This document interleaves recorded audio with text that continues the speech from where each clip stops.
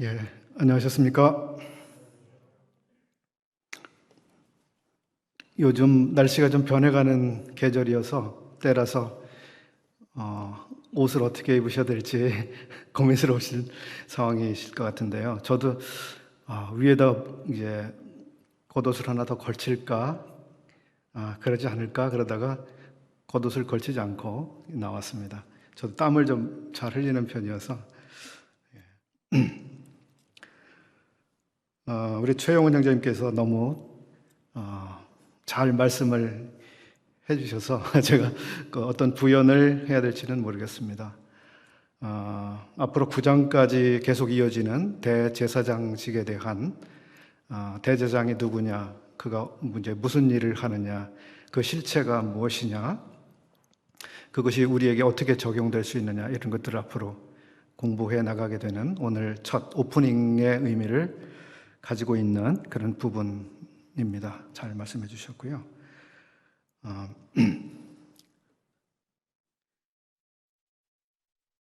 어두움이 짙을수록 뭐가 있다 그러죠? 아침이 밝다고 말하죠. 또 어두울수록 그 광명함, 빛이 더욱 밝게 느껴지기도 하죠. 제가 뒤에 있는 이 배경이 없다고 하면 제가 어떤 모습으로 보일까요? 배경이 있기 때문에 제가 훨씬 더 입체적으로 선명하게 보이실 겁니다. 히브리서는 말하자면 배경과도 같은 그러한 구약, 그리고 실물과 같은 그리스도를 잘 대비해서 구약의 이 배경 속에서 실체를 조명해주고 있기 때문에 훨씬 더 명확하게 우리 주님에 대해서 이해할 수 있도록 도와주는 책이다, 이런 생각을 해봅니다. 제가 오늘 그 말씀을 준비하게 된 전체적인 취지는 히브리서 이 본문 자체를 깊이 나누기보다도 다시 한번 그 배경을 조금 나눠야 될 필요에 대해 생각했습니다. 왜냐하면 이제 9장까지 계속 이어지는 이 대제사장 되심에 대한 부분 앞으로 계속 공부하실 것이기 때문에 오늘은 그 대제사장에 대한 구약적 배경을 조금 더 말씀드리는 것이 앞으로의 시간을 위해서 좋겠다고 생각했습니다. 따라서 오늘 제 말씀이 다소 딱딱하고 지루하실 가능성이 있습니다. 미리 생각을 잘 하시면 좋겠고요.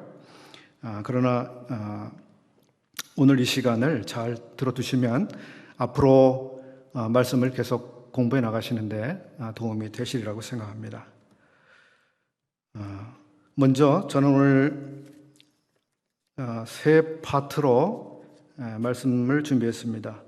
대제사장 제도의 기원과 그 발전에 대해서 먼저 말씀을 드리겠습니다. 그 다음에는 대제사장 제도가 어떻게 역사 속에서 변질되었었는지 말씀드리겠습니다. 그리고 세 번째로는 레위계통의 대제사장 제도와 예수 그리스도의 유사점과 대조점은 무엇인가, 이런 점으로 말씀을 나누겠습니다. 먼저 대제사장 제도 혹은 제사장 제도의 기원과 발전을 말씀을 드리겠습니다. 제사장에 대한 한 가지 사실은, 그것이 우리가 구약 성경부터 신약 성경까지 창세기부터 쭉 우리가 이어서 보게 되면 그것이 매우 점진적으로 나타나고 있습니다. 초기에는 제사장에 대한 이 그림을 우리가 아담으로부터 그리고 아벨, 노아로 이어지는 그 그림에서 볼 수 있습니다. 그 다음에 이제 아브라함에게서 또한 보게 되고요. 이때의 경우는 각각의 개인이 독립적인 제사장으로서 하나님 앞에 나가고 하나님 앞에 예물을 드리는 그런 형태로 보여집니다. 그 다음 출애굽기에서는 이제 애굽으로부터 나오도록 하셨을 때에 각 가정마다 양을 잡도록 하셨고요. 그리고 그 가족의 단위로 그 양의 고기, 그 음식을 먹도록 되어 있었습니다. 여기서 우리는 양을 잡아서 그 피를 문설주에 바르고 그 제물을 또 먹는 이 과정, 전체적인 과정에서 제사의 단위가 이제 한 가정 중심으로 이루어지고 있는 이런 사실을 볼 수 있습니다. 그리고 이 제사장 직분이 발전해가는 다음 단계는 이제 출애굽한 백성들 속에서 여호와 하나님께서 이제 그들 가운데 한 지파를 선택하시고, 어떤 지파죠? 어떤 지파죠? 레위 지파를, 12지파 중에 레위 지파를 선택하시고 그 지파에 몇 후손들이 있었습니다. 그죠? 게르손, 무라리, 고핫, 그런 그 후손들이 있었습니다. 그 가운데 특별히 그 고핫 자손 중에서도 아론이라고 하는 한 사람을 하나님께서 지명하셔서 이스라엘 전체를 위한 제사장으로 그를 하나님께서 이제 선택하시고 부르시고 임명하시는 이런 과정이 나오게 됩니다. 그리고 역사 속에서 이스라엘 역사가 계속 진행되는 동안 이러한 패턴으로 이제 아론의 후손들이 대제사장으로서 제사장으로서 섬기는 이런 형태로 이어지게 됩니다. 그리고 이제 아주 전혀 다른 이 대제사장의 모습이 바뀌게 되죠. 바로 예수 그리스도를 통해서 그렇게 되는데, 예수 그리스도께서 돌아가시게 되었을 때에 성전의 휘장이 어떻게 됐죠? 찢어지게 되었습니다. 아래로부터 위까지 찢어지게 되고, 더 이상 성소에 들어갈 특권을 가지고 있는 일부의 사람들이 아니라 누구든지 하나님의 존전에 나갈 수 있는 이런 길을 하나님이 이제 만드신 그런 시기가 되었습니다.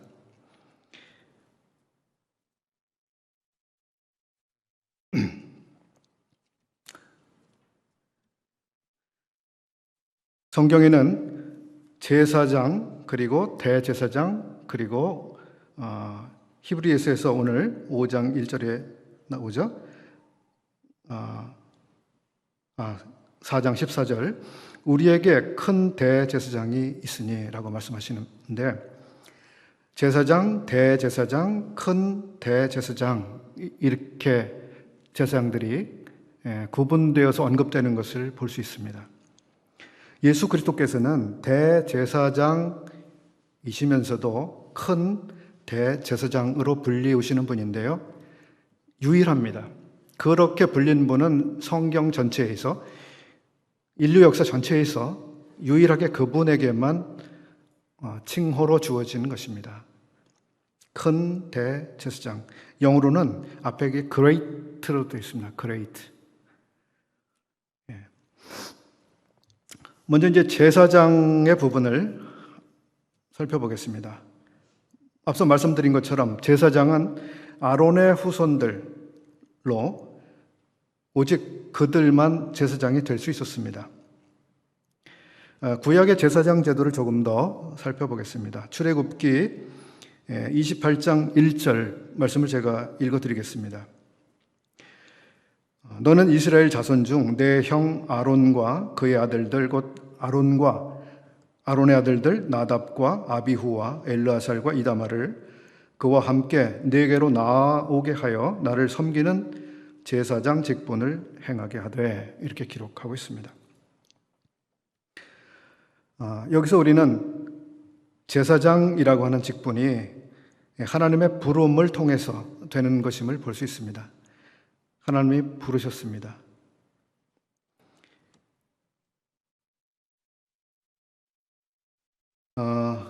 하나님께서는 여기서 아론 그리고 아론의 아들들을 제사장으로 부르셨는데요, 나중에 민수기라고 하는 곳에 가서 보게 되면 이 사실을 많은 이스라엘 사람들이 유념하지 않았습니다.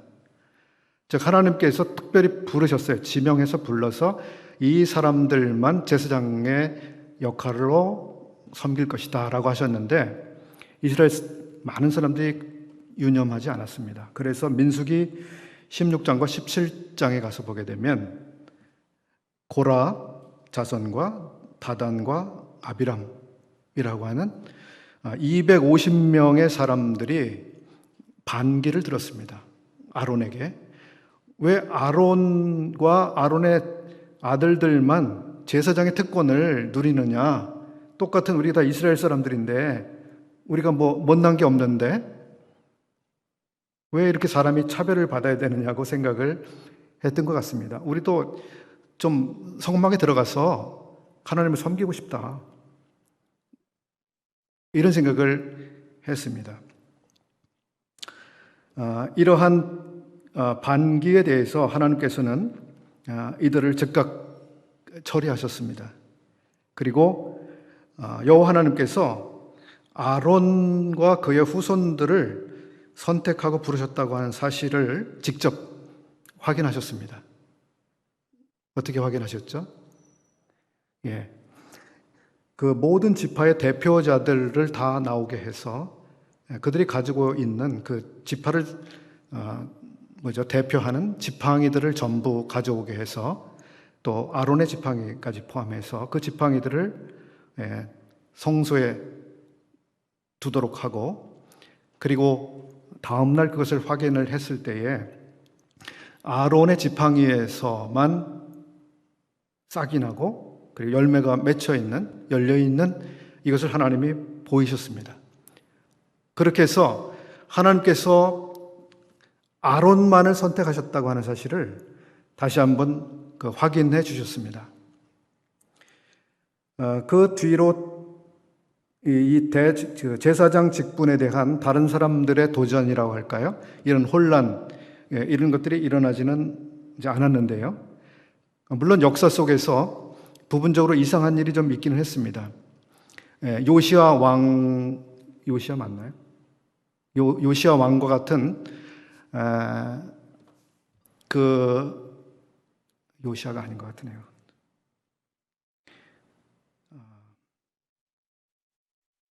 지금 혼동이 일어났습니다. 유다의 아주 선한 그리고 능력 있는 왕이었었는데 그 왕이 자기가 제사장이 해야 될 그 일을 자기가 하겠다고, 분향하겠다고 해서 성소에 들어갔죠. 그런 아주 특별한 일들 외에는 전체적으로 이스라엘 역사 속에서 이제 이 제사장의 직분은 아무나 할 수 있는 것이 아니라 특별히 하나님이 선택하신 그 사람들을 통해서만 된다고 하는 사실을 분명하게 밝히셨습니다. 두 번째, 이 제사장직과 관련해서 하나님의 부르심과 아울러서 출애굽기 29장 1절과 4절에서 우리는 그들이 그 제사장으로서 섬기기 위해서는 먼저 자기를 정결하게 하는 이런 절차가 필요했다고 하는 사실을 볼 수 있습니다. 내가 그들에게 나를 섬길 제사장 직분을 위임하여 그들을 거룩하게 할 일은 이러하니 너는 아론과 그의 아들들을 회막문으로 데려다가 물로 씻기고, 자기를 정결케 해야만 제사장으로서의 일을 할 수가 있었습니다. 세 번째, 이 제사장의 조건은 29장 5절과 6절에 나오고 있는데, 제사장은 특별한 옷을 입도록 했습니다. 제사장의 의복이죠. 의복을 가져다가 아론에게 속옷과 에봇 받침 겉옷과 에봇을 입히고 흉패를 달고 정교하게 짠 띠를 띠게 하고 그의 머리에 관을 씌우고 그 위에 거룩한 패를 더하고, 이러한 그 옷과 복장을 일일이 다 지시하셨습니다. 예를 들어서 속옷을 입지 않았다. 예를 들어서 흉패를 달지 않았다. 예를 들어서 머리에 관을 쓰지 않았다. 이렇게 되면 그는 제사장으로서 봉사하는 데 결격 상태가 되는 것이죠. 이 구체적인 것이 우리가 신약에 와서 그림자로서 이것이 무슨 의미를 가지고 있는지는 생각해 보지 않겠습니다. 네 번째, 이 제사장으로 선택되어서 정결케 하고 또 의복을 갖추고 그 다음에는 공식적인 위임 절차를 거쳐야만 했습니다. 출애굽기 29장 9절 말씀입니다. 아론과 그의 아들들에게 띠를 띄우고 관을 씌워 그들에게 제사장의 직분을 맡겨 영원한 규례가 되게 하라. 너는 이같이 아론과 그의 아들들에게 위임하여 거룩하게 할지니라. 위임하여 라고 하는 이제 공식적인 그 임명 절차를 거치게 됐습니다. 그 다음 5번째는 구약 성경에는 명확하게 언급이 되고 있지는 않습니다.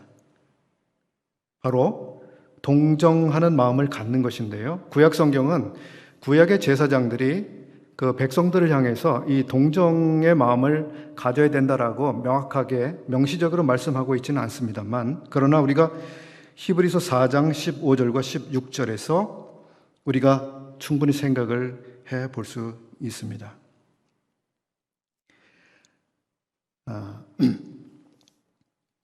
그래서 그 구약의 제사장들은 백성들을 위해서 이 제사를 드리는데, 그러면서도 이 백성들의 연약을 생각하면서 자기의 연약도 그 생각을 하게 되었죠.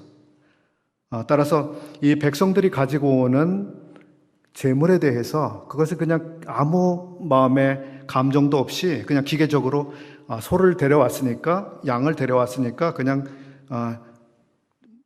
피를 흘리고 죽게 하는, 이것을 기계적으로 한 것이 아니라 정말 이 죄를 지을 수밖에 없었던 자기 동족 형제를 보면서 이 형제가 어떻게 하나님의 말씀을 이렇게 부주의하게 범했는지 정말 이렇게 생각하면서 마음으로 아파하면서 그렇게 하면서 이제 제물을 드리도록 했으리라고 저희들이 믿게 되는 것이죠. 우리 주님께서는 누구보다도 동정하시는 마음을 많이 가지고 계셨던 분입니다.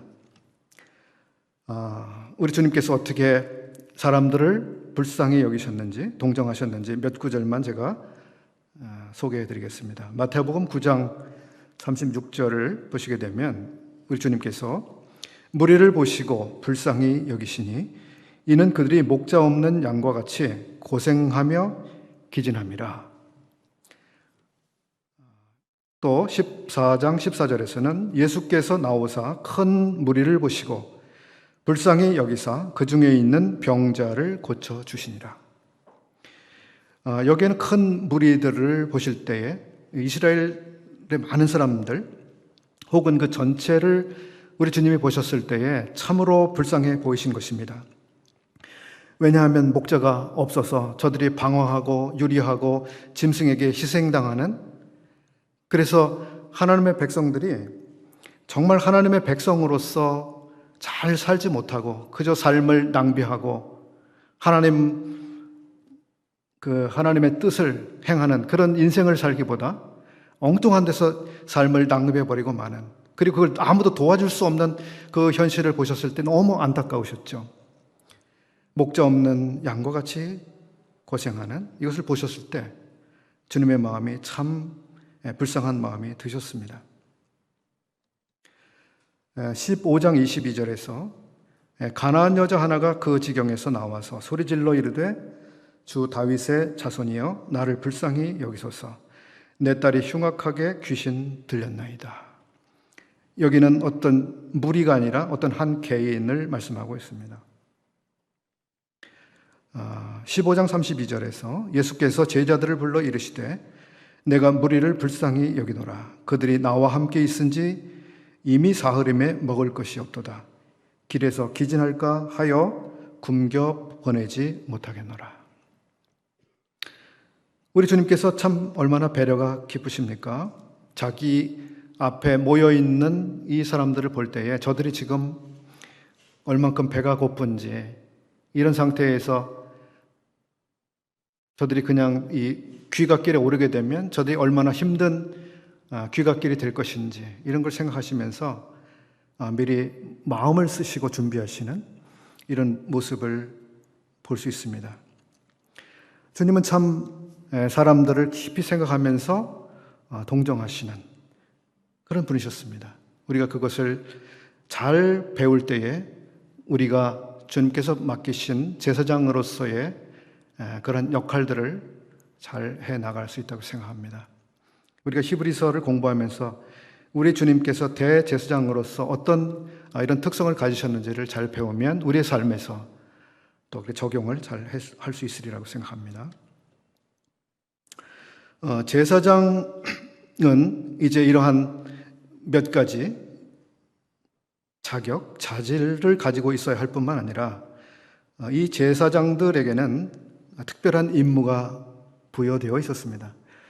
제사장으로 임명이 되었는데 그들이 무엇을 해야 될지, 어떻게 해야 될지, 언제, 어떤 식으로 섬겨야 될지 이러한 것들이 없다면 그들은 정말 자기 마음대로 마음에 내킬 때만 또는 자기가 그냥 하고 싶은 방식으로 섬기게 되었겠죠. 그러나 하나님께서는 구체적인 임무를 자세하게 일러주셨습니다. 그것이 레위기서 전체에 나타나고 있습니다. 레위기서는 그래서 레위인과 제사장들이 어떻게 하나님을 섬겨야 되는지를 말해주는 지침서라고 말할 수 있는 책입니다. 제사장에 대해서 이런 몇 가지를 살펴보았고요. 그 다음에 우리는 대제사장에 대해서 좀 생각해 보겠습니다. 아론의 후손들은 제사장들이 되었죠. 그리고 그 제사장들 가운데 한 사람이 대제사장이 될 수 있었습니다. 한 사람이. 아들에서 아들로 이어지는 계승이 이루어졌습니다. 그래서 한 시기에는 한 사람의 제사장만 있게 하셨습니다. 한 사람의 대제사장만 있게 하셨습니다. 그리고 그 대제사장이 교체되는, 우리 히브리서에는 갈린다라고 그 단어 표현을 했죠. 갈린다. 이 교체되는, 체인지되는 유일한 사유가 있습니다. 그것은 전임 대제사장이 죽게 되었을 때, 그때에 비로소 이제 새로운 제사장으로 체인지가 되는, 이렇게 됐습니다. 이렇게 해서 역사 속에서 요세푸스라고 하는 사람의 연구에 의하면 초대 대제사장이었던 아론으로부터 예수 그리스도께서 돌아가셨을 때, 즉 가야바라고 하는 사람이 있을 때까지 해서 80명의 대제사장이 있었다고 말하고 있습니다. 80명. 80대를 내려온 거죠. 80대. 그들이 어떻게 구약에서 주신 지침대로 그러한 자질을 가지고 또 충분히 사역을 했는지 모르겠습니다만 80명의 대제사장이 있었고요. 이제 80번째까지 가야바 때까지 아론의 후손들이 대제사장이 이어졌는데 주님께서 돌아가셨을 때에 그 뒤로 이제 인간 대제사장은 자취를 감추게 됐습니다. 없어졌어요. 오늘날도 대제사장은 없는 거죠.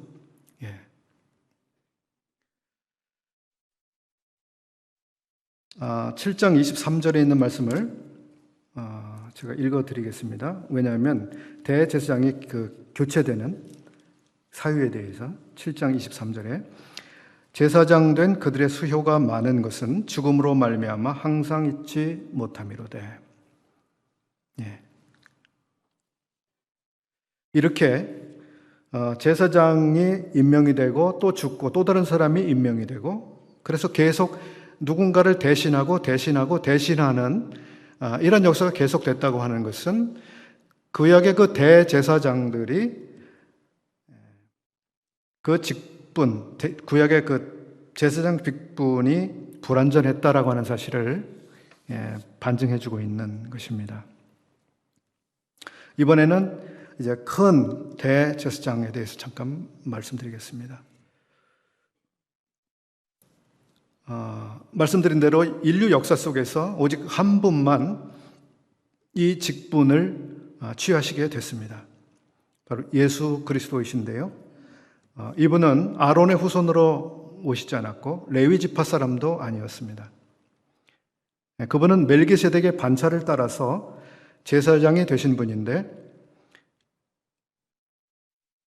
또 달리 말하면 이분은 전임 대제사장으로부터 그 직분을 승계받은 그런 대제사장이 아니셨습니다.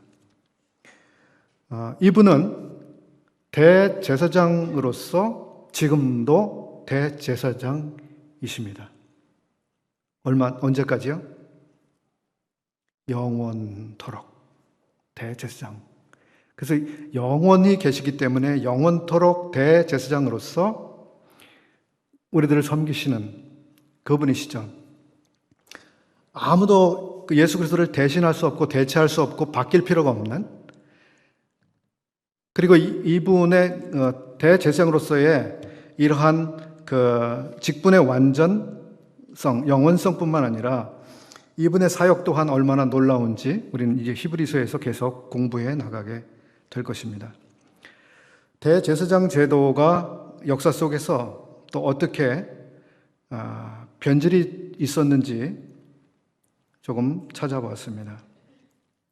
실제로 이스라엘 역사 속에서는 여호와 하나님께서 제시하신 그 기준대로 제사장직이 그대로 이행이 되지 않았는데요. 예를 들어 보겠습니다. 이스라엘 중에서 제사장이 되는 것은 앞에서 우리가 본 것처럼 하나님께서 부르신 사람만 될 수 있다라고 했습니다. 그렇죠? 하나님께서 선택하신 아론, 그리고 아론의 후손들만 될 수 있었습니다. 그러면 이스라엘 역사 속에서 정말 계속 그렇게 그것이 유지됐을까? F.F. 브루스라고 하는 이 학자의 연구에 따르면 어떤 사람들은 스스로 대제사장의 영광을 취했다고 합니다. 내가 앞으로 대제사장이야. 인정해. 그리고 추인하는 절차, 이런 게 있었던 것 같습니다. 그런가 하면 어떤 경우는 이방의 군주들이나 총독이 임명한 이런 경우도 있었습니다. 예를 들어보겠습니다. BC 174년에 안티오커스 4세라고 하는 이방 군주에 의해서 야손과 메넬라우스라고 하는 대제사장이 임명이 됐습니다. 그리고 BC 162년에 데메트리오 1세라고 하는 군주에 의해서 알시무스라고 하는 사람이 대제사장이 되었고요. 또 BC 152년에는 안티오커스 4세라고 추정되는 이 군주에 의해서 조나단이라고 하는 사람이 대제사장이 됐습니다. 이걸 다 우리가 기억할 필요도 없고 기억하시기도 어렵겠습니다만 중요한 요지는 그것입니다.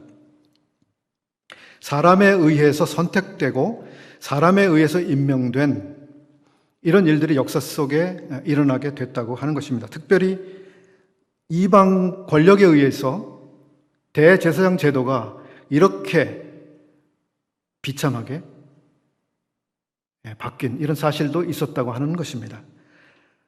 이방 군주에 의해서 이렇게 대제사장이 임명된 이러한 역사적 시기는 이스라엘 역사가 대단히 그 암흑기에 있을 때입니다. 그들은 하나님의 말씀을 떠나 살고 있었고, 하나님은 그들을 이방 세력, 이방의 집권에 이렇게 붙여 놓는 이런 상태. 제가 이스라엘의 한 사람이었다면 그 마음속에 받는 치욕감은 말로 다 할 수 없었을 것 같아요. 너무 치욕스럽다. 어떻게 제사장, 아니 대제사장을 우리들 가운데서 이렇게 임명, 추인하는 것이 아니라 어떻게 이방 왕이 자기 마음대로 이 사람이 대제사장이라고 이렇게 하고 우리는 그걸 인정해야 되는 그런 상태가 됐을 때 얼마나 참 비참했을까 하는 생각을 해봅니다.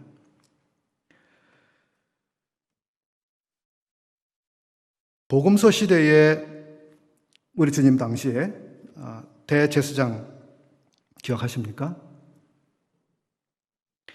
안나스나 가야바 같은 시대, 그 시대에 분명히 하나님께서는 한 사람의 대제사장만 있게 하셨습니다. 그리고 다음 제사장이 누군가 임명되려면 전임 대제사장이 반드시 죽음을 맞이해야 됐습니다. 근데 우리가 복음서를 보시게 되면 거기에 대제사장이 2명 이름이 나오고 있죠. 안나스와 가야바라고 하는 사람이 나오는데 둘 다 생존하고 있고 둘이 똑같이 당대의 대제사장으로 있습니다. 하나님의 말씀이 이상하게 되어 있는 그런 시대였습니다.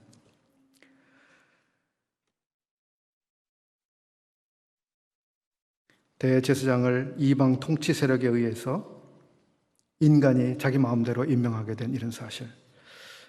저는 오늘날 이런 생각을 해봤습니다. 오늘날 교회의 목회자들을 세상 정부가 임명하는 그런 구조가 되면 여러분 어떻게 하시겠습니까? 자, 앞으로 A 교회 담임 목사는 누구야? 누가 할 거야? B 교회는 누가 이제 앞으로 몇 년 동안 거기서 일하게 될 거야 하면서 어떤 인사권을 가지고 그 목회자들을 임명하고 때로는 다른 데로 보내고 이런 권한을 세상 정부가 갖는다면 어떻게 될까요? 근세 역사 속에서 우리는 로마 가톨릭 교회에서 이제 개혁 교회로 전환한 개신교 가운데 영국 성공회라고 하는 것을 알고 있습니다. 영국 성공회의 수장이 누굽니까? 대영 제국의 왕이었죠. 대영 제국의 왕이 영국 성공회의 최고 우두머리가 됐습니다. 그런 교회 조직을 가지고 있었죠. 그리고 그 성공회 수장이 그러한 주교들을 임명할 수 있는 그런 권한을 가지게 됐습니다. 이것은 성경적이 아니다라고 하는 반대 운동이 일어났습니다. 그래서 영국 성공회는 그 왕을 중심으로 한 그 성공회는 이러한 조직에 반대하는 수많은 사람들을 옥에 가두었습니다. 아주 심한 핍박이 그 땅에 임했죠. 존 버년 같은 경우도 그분 중에 한 분으로 알고 있고 수많은 그 청교도들이 어려움을 당했습니다. 여러분, 오늘날 교회에서 이런 일들이 일어나게 되면 어떻게 하시겠습니까? 지금 우리는 정교 분리라고 하는 큰 원칙을 가지고 세상 정부가 교회에 이러한 일에 관여하지 않도록 하는 헌법적으로 그 장치를 다 해 놓았습니다만, 그런데 조금 다른 각도에서 해볼 수도 있을 것 같습니다. 교회에서 목회자들을 임명하는 일이 하나님의 선택과 또 하나님의 세우심이 아니라 사람의 투표나 사람의 결정권에 따라서 임명이 된다고 하면 여러분 어떻게 되겠습니까? 오늘날 많은 교회들이 그런 식으로 되고 있는데요. 아주 최근에 놀라운 사건이 하나 벌어졌어요. 한국의 개신교 교단 가운데 어떤 교단에서 교단 총회를 열고 그 교단을 대표하는 대표회장을 선출하는 그런 일들이 아마 한 달 안쪽으로 있었습니다. 몇 개 교단들이 그런 일을 했는데 그 중에 한 교단은 여성 목사를 교단 총회장으로 뽑았습니다. 그 여자 목사가 그 교단을 다 전체적으로 대표하는 분이 됐습니다. 누가 그걸 이의 제기를 하지 않았습니다. 못했습니다.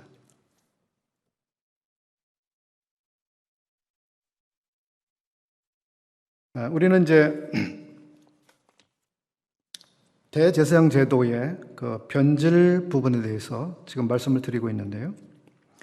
이제 중요한 자질 가운데 우리는 동정심에 대해서 조금 더 말씀을 드려보려고 합니다. 히브리서 4장 15절과 16절, 4장 15절과 16절 그 부분 한번 눈으로 봐주시기 바랍니다. 우리에게 있는 대제사장은 우리 연약함을 체휼하는 분이시다.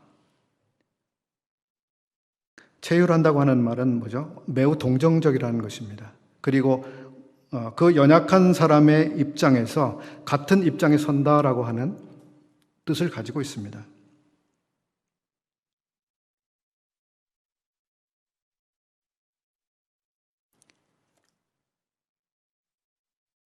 그런데 이분께서는 어떻게 해서 우리의 연약함을 체휼하시는 분이 되셨는가? 그것은 그분께서 시험을 받아보신 분이기 때문에 그렇다. 시험을 받아보신 분이기 때문에 그렇다. 예수 그리스도께서 하나님이시잖아요. 근데 그분이 그 사람의 몸으로 이 세상에 오셨습니다.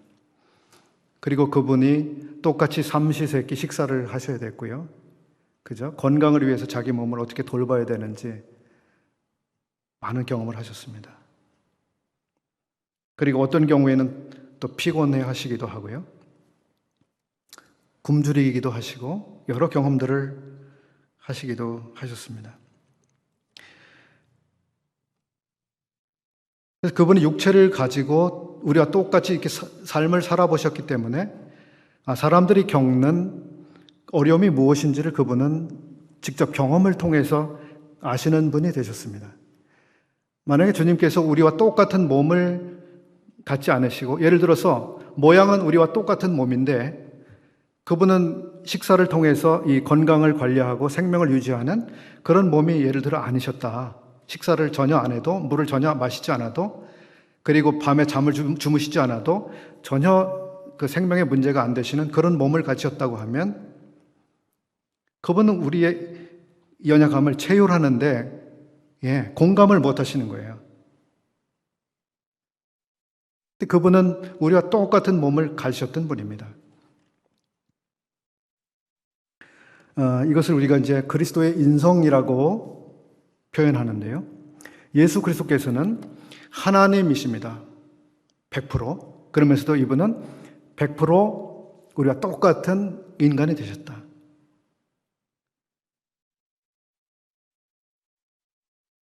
그래서 그 우리의 감정, 우리의 필요, 이런 거에 대해서 그분은 너무 잘 아시는 이런 분이 되셨습니다.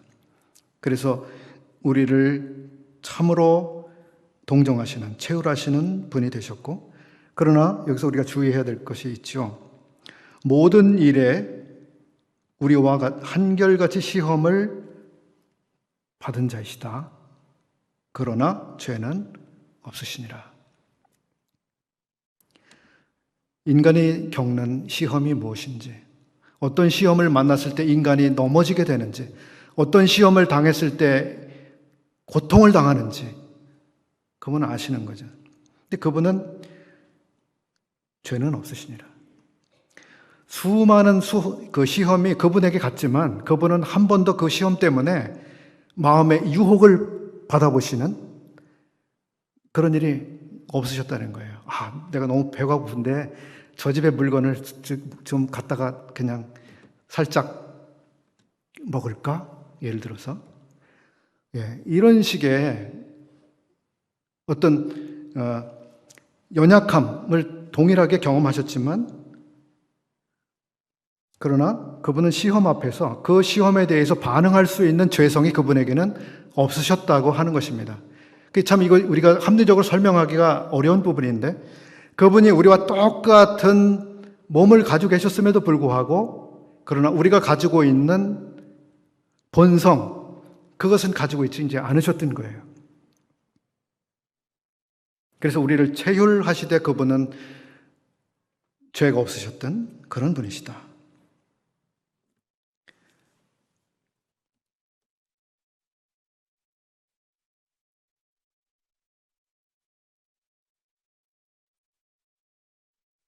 5장 1절에서 대제사장마다 사람 가운데 취한 자이므로, 그렇습니다. 구약의 대제사장들이 사람 가운데 취해졌잖아요. 아론과 그 아들들로 쭉. 그런 것처럼 지금 우리에게 있는 이 대제사장도 천사라든지 어떤 존재로부터 취해진 게 아니라 바로 인간 가운데서 취해졌다라고 하는 것입니다. 사람 가운데서. 예수 그리스도께서 사람으로 오시지 않았다면 그분은 대제사장이 되시지 않으셨던 거예요. 계실 수가 없었죠. 왜냐하면 사람으로 오셨어야만, 사람이어야만 모든 사람을 대표할 수 있는 그런 대표권 같은 게 이제 생기는 것이고, 그분이 모든 사람들을 대신할 수 있는 사람으로서 여호와 하나님 앞에 나갈 수가 있는 것이죠. 그리고 이 대제사장은 사람 가운데서 취해져야만 했고, 2절에 저가 무식하고 미혹한 자를 능히 용납할 수 있는 것은 자기도 연약에 쌓여 있음이니라. 구약의 대제사장들은 백성들이 무식하고 미혹한 상태에서 길을 잘못 들고 죄를 짓고 이러한 잘못을 하는 이스라엘 백성들을 볼 때에 대제사장이 자기도 똑같은 인간이라고 하는 사실을 보면서 동정하는 그런 마음이 그들에게는 있었다는 거예요. 자기도 연약에 쌓여 있기 때문에 그 백성들을 마음에 충분히 용납할 수 있었다. 여기 용납할 수 있었다고 하는 것은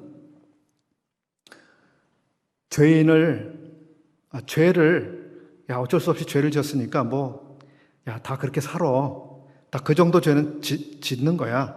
이렇게 해서 죄를 합리화해 주거나 죄를 용납해 주는 것이 아닙니다.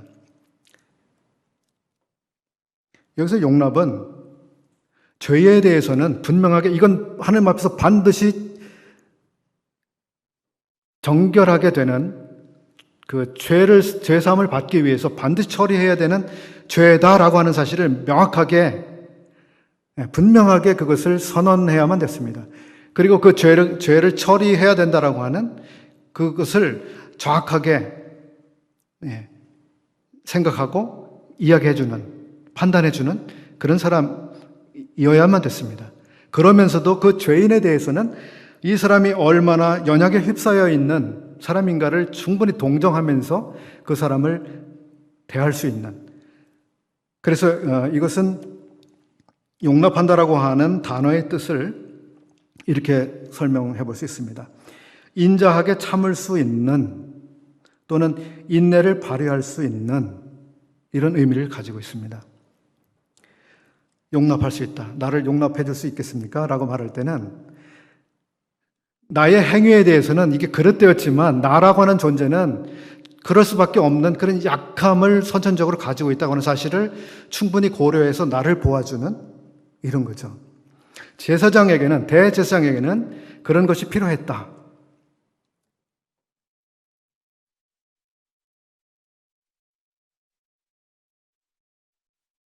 구약 성경에서 또 신약 성경에서 우리가 대제사장들의 면면을 조금 생각해 볼 수 있는데요. 제사장 엘리라고 하는 사람이 있었습니다. 그에게 아들들이 있었죠. 그들은 어떠했습니까? 이 백성들의 연약을 동정하고 그리고 죄를 죄로서 잘 하나님 앞에 처리할 수 있도록 안내해주고 그렇게 섬기는 사람들이었을까요? 우리는 잘 알고 있습니다. 엘리의 아들들이 얼마나 망나니였는지, 백성들에게 횡포를 부렸는지 알고 있습니다. 사무엘의 아들들은 어떠했습니까? 이 아들들도 백성들의 원망을 사는 제사장들이었죠. 신약시대 주님 당시의 제사장들은 어떠했는가? 역사가들이 연구해서 발표한 그런 자료들에 의하면 안나스나 가야바라고 하는 이 대제사장들은 장사꾼들이었습니다. 성전에서 그들은 자기 사업을 하고 있었습니다. 사람들이 성전에 제물을 가지고 와야 되잖아요. 그러면 사람들에게 제물을 자기들이 공급하는 거예요. 말하자면 독점 공급자로서 양과 소 같은 것들을 넘겨주고 돈을 받고, 또는 그 당시에 그 백성들이 내야 되는 성전세 같은 게 있었잖아요. 그 때로는 환전을 해주면서 환전 수수료를 챙겼습니다. 이 대제사장 일가문이 그 당시에 이 성전을 통해서 벌어들인 수입은 천문학적인 숫자였다고 밝혀지고 있어요. 오늘날로 말하면 1년에 그 수십억, 수백억을 벌어들이는 사업을 그들이 하고 있었던 거예요. 이렇게 부패했습니다.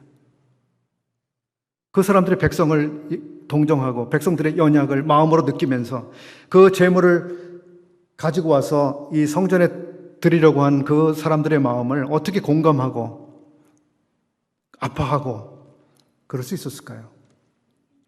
그들에겐 그런 동정심, 백성들을 마음으로부터 이해할 수 있는 그 능력을 상실했습니다.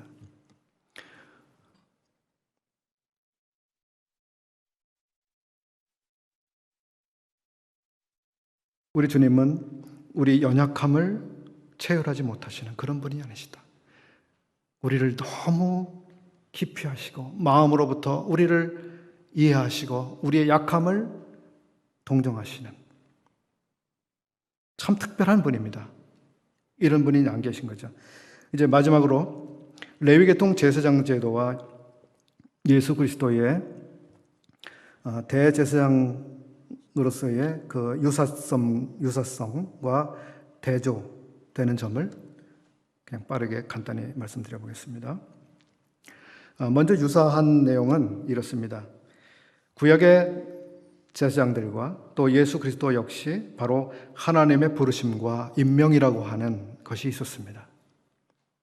그렇죠. 우리 주님도 마음대로 내가 앞으로 대제사장입니다 라고 그렇게 하시지 않았다는 거예요. 오늘날 내가 너를 낳았도다 라고 하면서, 그죠? 5장 6절에 네가 제사장이라 라고 하는 임명, 인정. 그리고 10절에 하나님께서 멜기세덱에게 반차를 줬던 대제사장이라 칭하심을 받으셨다. 우리 주님이 그 영광스러운 직분을 스스로 가지신 게 아니다. 두 번째, 사람 가운데서 취해졌다. 앞에서 언급을 드렸습니다. 세 번째, 예물과 속죄하는 제사를 드리게 됐다. 구약의 제사장들과 또 우리 주님께서는 바로 예물을 드린 분입니다. 또 속죄하는 제사를 드린 제사장이셨죠. 예물과 속죄하는 제사 5장 1절에 나오고 있죠. 예물은 죄 때문에 드려지는 것이 아니라 바로 하나님을 공경하기 때문에 그 공경의 마음을 표현으로서 드리는 선물인 것입니다. 그래서 모든 그 성전에 가지고 가는 짐승이라든지 값진 것이 다 죄 때문에 드려지는 것이 아니라 그저 하나님 앞에 드리는 마음의 표현으로서 드려진 것들이 있었습니다. 그런가 하면 제사가 있었습니다. 제사는 죄 때문에 드려야만 했던 그런 것을 말해주고 있습니다. 제사장은 이 예물과 제사를 다 봉사해야 됐던 사람들이었습니다. 이제 아론 계통의 제사장과 우리 주님과의 대조점에 대해서 조금 말씀드려 보겠습니다. 아론의 후손들은 바로 땅에 있는 성소에서 하나님을 섬겼습니다. 우리 주님은 참 성소에 들어가셔서 거기서 지금 우리들을 섬기고 계시죠. 또 레위 계통의 제사장들은 죽음에 의해서 계속 갈리는 체인지되고 이런 과정을 거쳐야 됐지만 우리 주님께서는 갈리지 않고 영원한 제사장이 되셨다. 세 번째, 제물이 다르죠. 우리 주님은 양과 염소와 황소와 이런 것을 가지고 하나님께 드리는 그런 일을 하고 계시지 않습니다. 우리 주님께서는 자기 자신을 제물로 드리셨죠. 그러니까 우리 주님은 제물이시면서 제사장이시면서 제사를 드리신 분입니다. 네 번째는 이 제물의 효력인데요. 아론의 제사장들이 드렸던 이 제물은 잠깐 동안만의 효력이 있었습니다. 누군가 범죄하면 또 다시 제물을 가지고 가야 됐죠. 우리 주님의 이 제물로서의 효력은 바로 영원한 효력을 가지고 있습니다. 또 반차가 다르다고 하는 점도 앞에서 살펴봤습니다. 여섯 번째는 아론의 그 제사장들은 자기를 위해서 제물을 드려야 정결케 되고 그리고 비로소 봉사할 수 있는 이런 그 상태가 됐습니다. 이제 히브리서 5장 3절에도 나오고 있죠. 자기를 위하여도 속죄제를 드려야 됐다.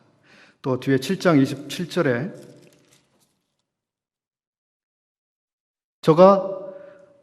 저 대제사장들이 먼저 자기 죄를 위하고 다음에 백성의 죄를 위하여 제사 드린다고 써 있습니다.